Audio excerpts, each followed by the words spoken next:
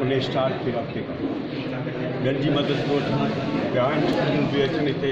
उन्हनि जी मदद वठनि उन्हनि खां बि स्कॉलरशिप वठनि ऐं पंहिंजी यंग जनरेशन सिंधियुनि जी आहे उन्हनि खे अॻियां कयो उहो जनरेशन जेको ग़रीब आहे बिल्कुलु ग़रीब आहिनि जेको को वसीलो कोन्हे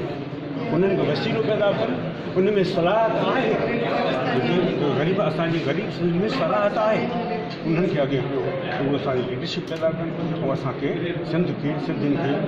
खे खुशगवार कनि इन दफ़े तव्हां केतिरा स्कॉलरशिप लाइ खणी वेंदा आहियो ॾिसे स्कॉलरशिप लाइ तव्हां हींअर केतिरा स्टूडेंट्स खे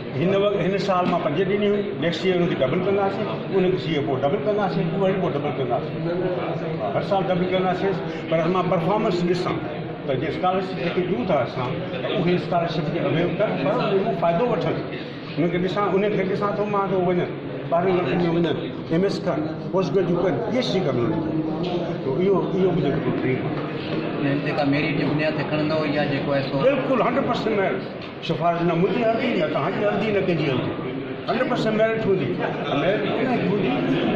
वसंदी वारो आहे जेके पैसो आहे उहो त पंहिंजे पैसे सां अमेरिका कैनेडा वञी सघे थो पर जेको ग़रीब आहे ग़रीब जेको आहे ठगी कोन्ही आहे उनजो वसीलो बि कोन्हे पर उनखे सलाह आहे त उनखे मोकिलियो इहा ई असांजी गुज़ारिश थी सिफ़ारिश थी